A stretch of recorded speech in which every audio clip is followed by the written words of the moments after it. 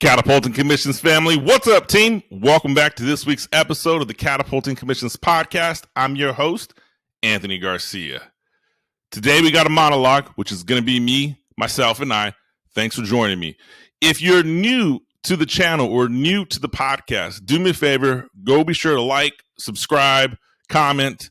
The best thing you do is subscribe to whatever podcast player you're listening to, whether it's iTunes, Spotify. If you're listening to the website, go ahead and click that subscribe button. That way you get notified of every new episode that comes out. It really does help the channel grow. It helps the channel promote.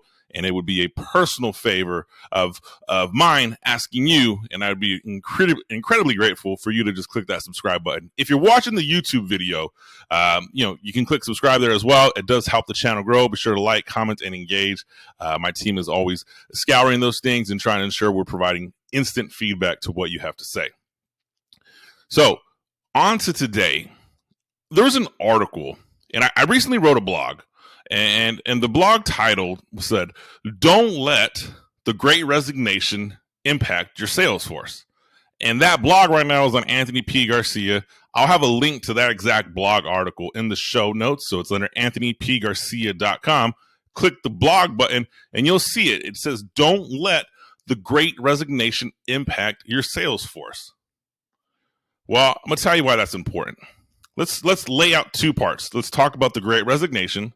Let's talk about the impact to the Salesforce, and we're going to wrap up this episode with what you can do to prevent that from happening, or to prevent that impact from taking control of you, how you can take it a step further than what I elaborated on that blog. So first thing, go read the blog. You'll get connected. But let's talk about the Great Resignation. Now, the Great Resignation is a term that was first coined in 2019. I recently read an article in MSN by Philip Kane, and Philip highlights the impact to the Great Resignation and what it's doing right now. You see, people are quitting their jobs at a higher rate than ever. Right now, it is September 2021. We are on our way to a new year. I'm going to put some perspective here. In June, 3.9 million people voluntarily quit their jobs. Now, this is according to the U.S. Department of Labor statistics. These aren't numbers that I'm making up. 3.9 million voluntarily said, "No, I don't want the paycheck you're giving me. No, I don't want to take the income home. No, I'm better off doing something else." Unemployment rates are down. The last report had them down at 5%, down significantly when they were close to 15% at this time last year. Job creation on the rise. I mean, there are jobs being created every day. It is not a difficult task right now to find a job. If you're looking for a job, it's not a lot of work. And if you need help looking for a job, you can reach out to somebody on my team. All we're going to do is repoint you to the amazing job boards that already exist. Okay? So resignations are at an all-time high. Job employment or job opportunities are becoming at a high. Philip goes on and talks in his article that the cost of turnover is expensive, and I completely agree with this. And that cost of turnover is so high and so impactful, depending on whose stats you quote. Some people will say that the cost of expense is 5 times a person's annual salary. Some people will say it's 5 times a person's annual salary plus their annual revenue.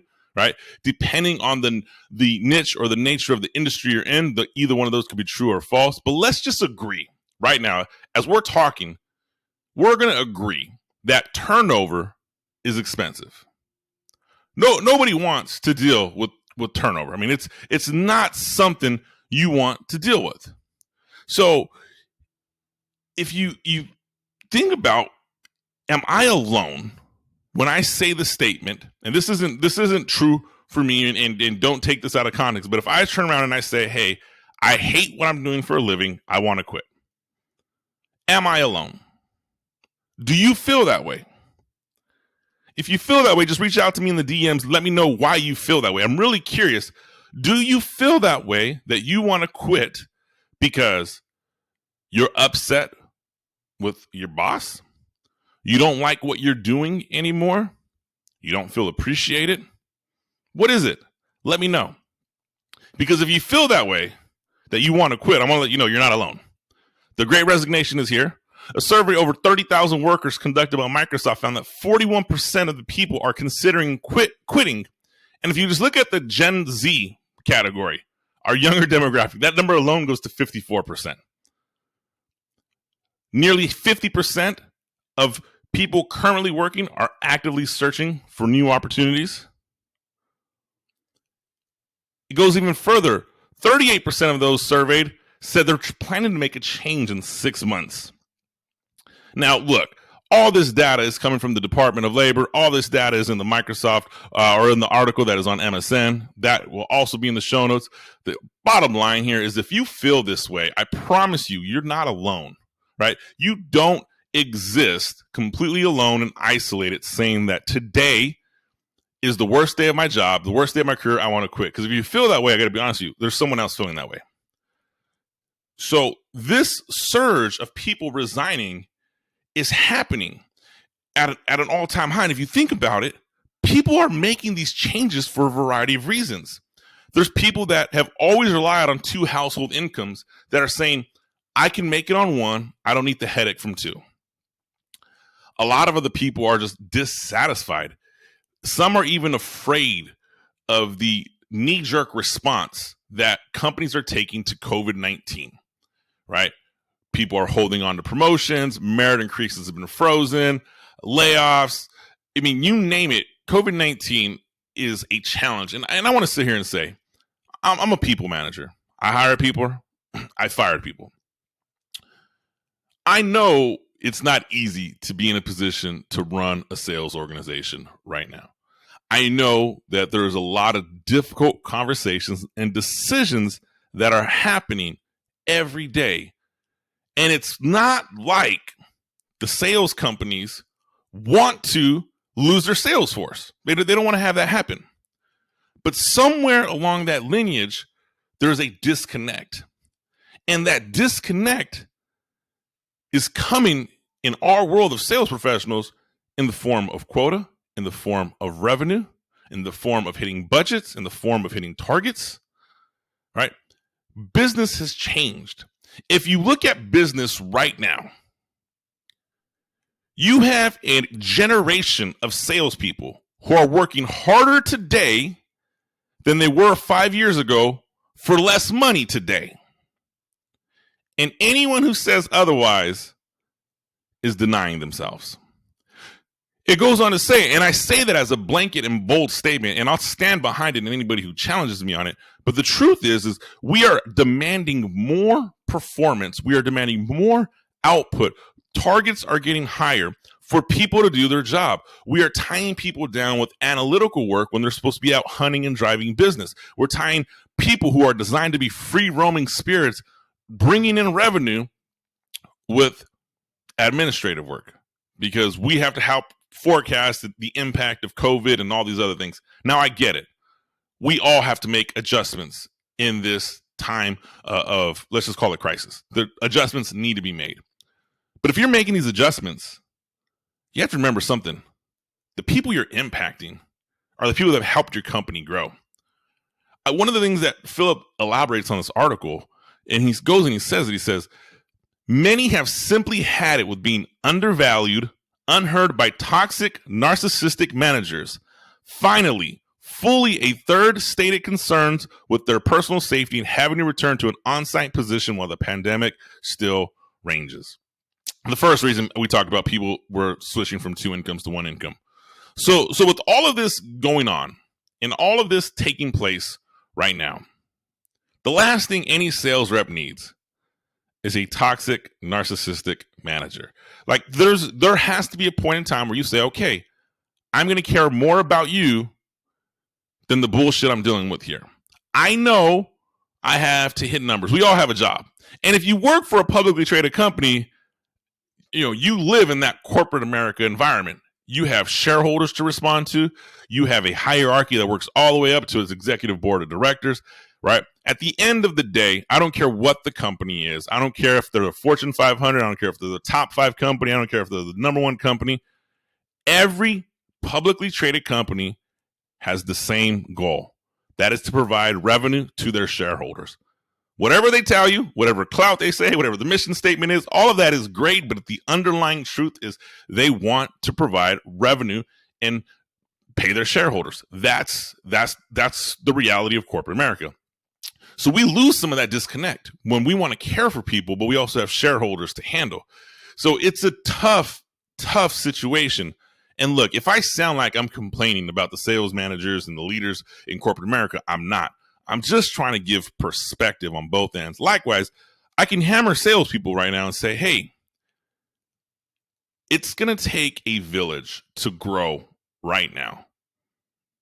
Don't allow yourself to be consumed with all the negative going around, because it's not a matter of if, but it will impact your future earnings.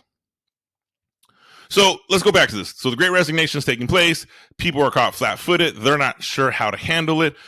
The narcissistic, over-pushy, you need to hit quota mentality. I promise you right now, if you're a sales manager and you're doing that to your people right now, two things are happening. One, they're saying screw you in their head. Two, they're contemplating joining the movement of the Great Resignation. Three, it's pretty difficult to hire a quality salesperson right now. The war is on. The war for high quality, talented people exists right now. And I promise you, your best person in your organization is being recruited right now for another position at another company. The talent war exists. So what do? We got to take care of our people, right? We have to turn around and say, okay, I'm going to care about people. I've talked a lot about this concept of people over profit. I've said it, I think 5 or 6 times in the past 2 years. And it's something that I corely believe. It is something that I'm not going to back down from, that I truly believe if we care more about our people than we do about profit, profit's always going to grow. The moment we put profit in front of people, I got to be honest with you, you might get a short-term burst, but you're going to get a long-term negative return, because the people that got you that burst are going to remember they are just a number. Nobody wants to feel like I'm just as good as the last time I went out to bat. No one wants to feel like I'm only as good as my last sales number. It's a crappy feeling. Don't be the manager that has your people feeling that way.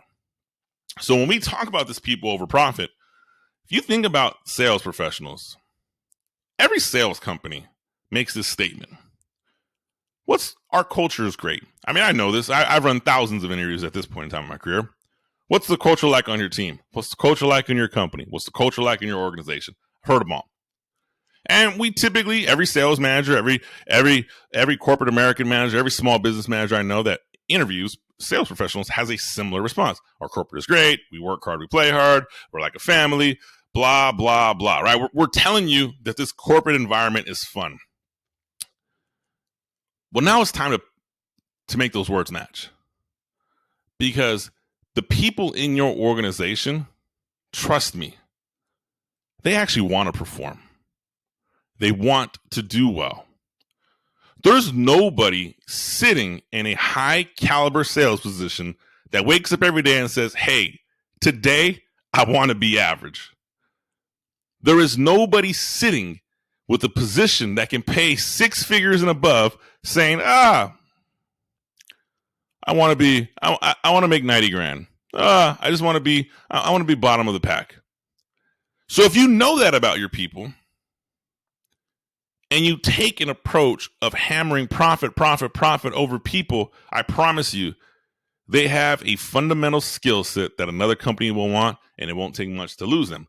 Likewise,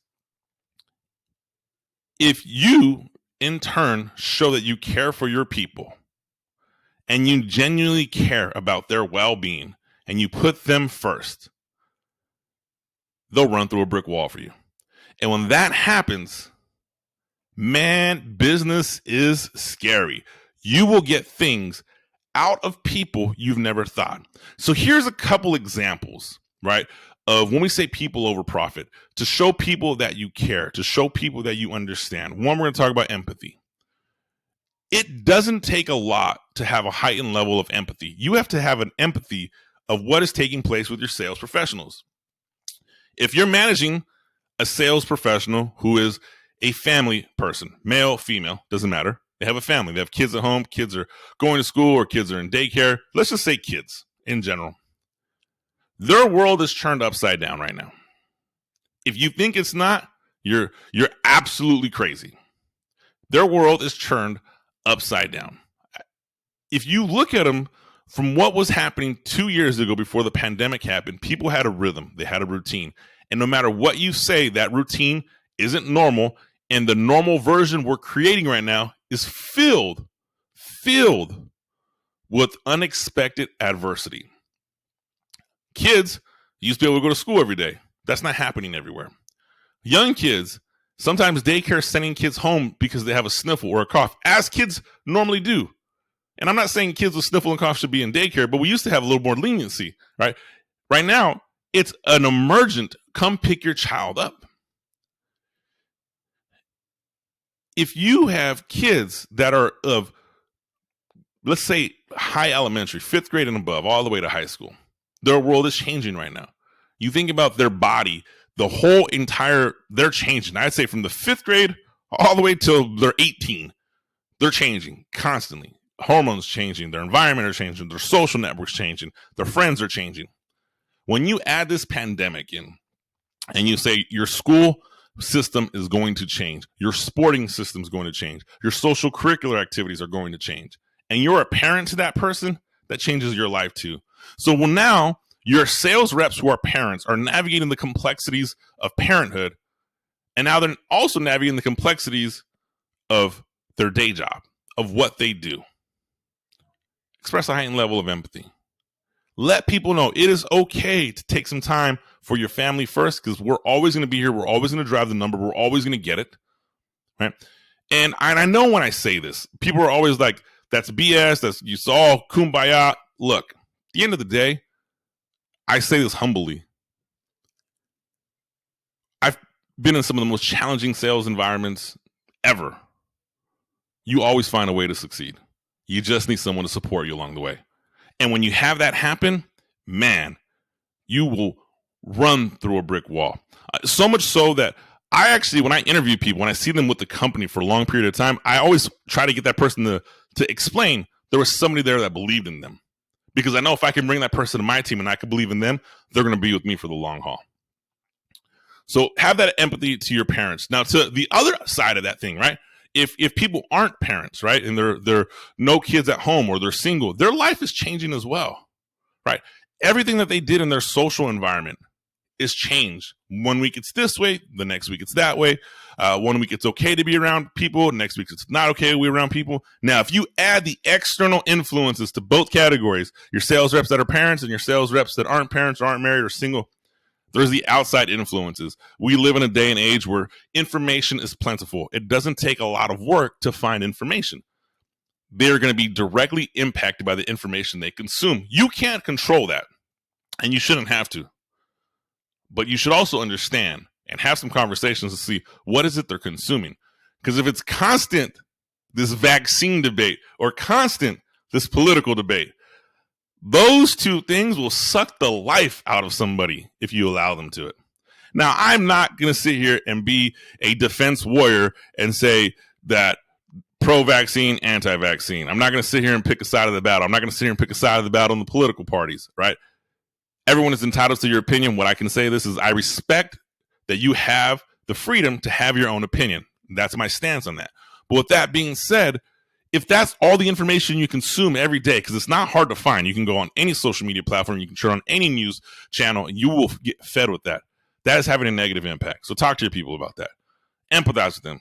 To say, hey, man, how are you feeling in the mental space? What are you doing to keep yourself sane right now? Have those conversations. When we talk about empathy and caring for people, there's a question that not a lot of sales leaders ask. And I try to ask this question often. Every time I get a one-on-one with somebody, and let me rephrase it. Every time I get an in-depth multi-day one-on-one with somebody, so let's say once every 3 months, the question I ask is, talk to me about your job satisfaction. How do you feel about what everything is going on? And after you do that, you have to listen. Sales managers, sales leaders, listening to your people solves so many problems, saves you from so many headaches, and you just listen. I call it OCD listening. I just put a blog article about it, but essentially when you're in an OCD state of listening, you are observantly listening with compassion, and you're listening dynamically. And that component means if I'm observantly listening, I'm actively listening. If I'm compassionate listening, I'm giving you cues that I'm understanding what you're saying. I'm not interrupting you. And if I'm dynamically listening to you, I'm able to regurgitate what you just said back to gain clarity. In that conversation that you have with your direct reports, talk to me about your job satisfaction. If you have that conversation enough times, you'll always know where your people are. The first time isn't enough because sometimes people don't know how to answer. They don't know if to trust you yet. They don't know if it's a good thing you're asking. They don't know if it's a bad thing you're asking. Just have that conversation with people because they want to feel like they're heard. And at the end of your conversation, you can say, man, I'm glad you shared this with me. And if they give you ideas, you know that you can't execute or the company can't execute, you can simply say, hey, man, I really appreciate you sharing that. I'll be sure to share that in the next time I'm in a board meeting or the next time I have a conversation. I don't want to give you false promises that all changes will take place, but I appreciate you sharing with me. Got to be honest with you. When you can just express your thoughts and feelings freely and feel like your superiors care, that's empathy. That's people over profits, right? The last thing, how to express empathy and have people over profits right now so the Great Resignation doesn't impact you as a company. This goes for you, the corporate sales leader. This goes for you, the small business owner. This goes for you, the sales professional that has a junior team, right? The salespreneurs. Think about this question anytime you give a command. What is in it for them? What is in it for your people? So if I'm going to give a command and say, you need to do this, you need to hit quota in the second quarter, you need to come in above target, you need to have your expense reports, or you need to do this, whatever administrative task you have. When you say that to somebody, just ask yourself, what's in it for that person? And I'm not telling you not to deliver the message because we all have a message to deliver. We all have to tell somebody, hey, you got to pick it up, buddy. Look, I'm all about giving somebody a good butt whipping.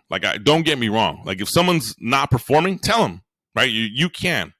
Right now, just ensure you understand the whole gravity of the situation. But when you give somebody a task, ask yourself, what's in it for that person? And when you ask yourself, here's how you deliver that message. Instead of saying, hey, you need to do this. When you tell someone you need to do this, most salespeople literally turn their brain off. Excuse me? I don't need to do anything. Right? It's that fear of we are the high and mighty employer doesn't exist right now. It's not happening. It's not. There is a stigma. We said it was called the Great Resignation. So when you want to deliver that message and say, hey, you need to do this, think about the compliment sandwich. It's cliche and everything, but I'm not telling you to compliment somebody. I'm just going to say, take that same analogy, tell somebody what's going to happen if they don't do something. Tell them why they should do it, what will happen if they do it, and then remind them what's going to happen if they don't do something. So an example, look, I need you to hit your target. Sorry, I'm rephrasing myself. Look, Billy, got to be honest with you. How do you feel about your numbers right now? Now, kind of role plays and tells you they're crappy. Billy, here we go. Here's my future forecasting. Billy, I got to be honest with you. Your numbers aren't really hitting there.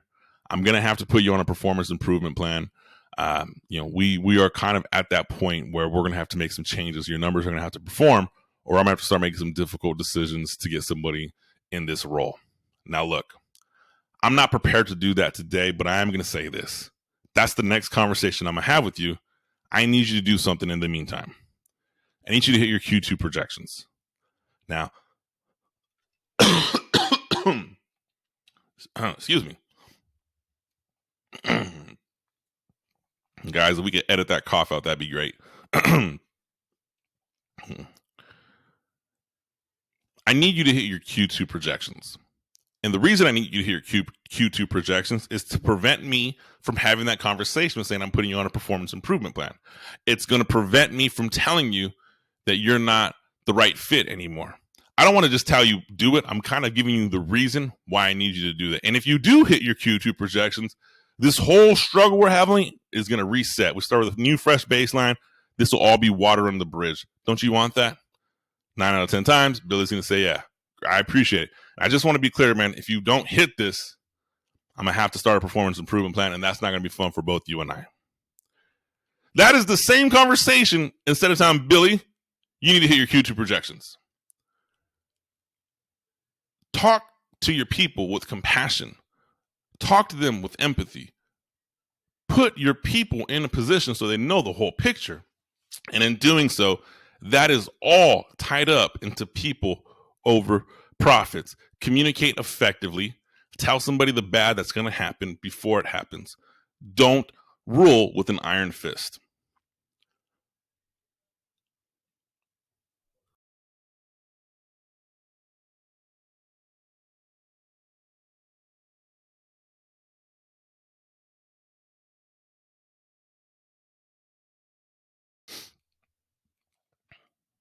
And if you don't rule with an iron fist, and you rule with a compassionate heart, and you rule with people over profits, not only will, but you can avoid the impact of the Great Resignation. That's what I got for you guys this week. This is Anthony Garcia. This is the Catapulting Commissions podcast. Do me a favor, like, comment, subscribe. I would love to hear your thoughts and inputs. Shoot me a message. Let me know, hey, here is why I'm contemplating quitting my job. I would just love to hear some of the responses for my listeners. And if you're not contemplating on quitting your job, tell me that also. Just reach out, send a message directly to my team, info@anthonypgarcia.com, info@anthonypgarcia.com. You can email me your responses. I promise you, I will read every one of them, and I'll make it a mission for us to respond back to every one of them. If you're like me and you want to embark on a text message, you can totally text my team. And my number is 661-228-8967. Text your response to my team. Let me know your thoughts on why you're contemplating quitting or why you're not contemplating quitting. I'd love to hear your feedback. That's what I got for you guys this week. Be sure to like, comment, subscribe, and I'll see you next week.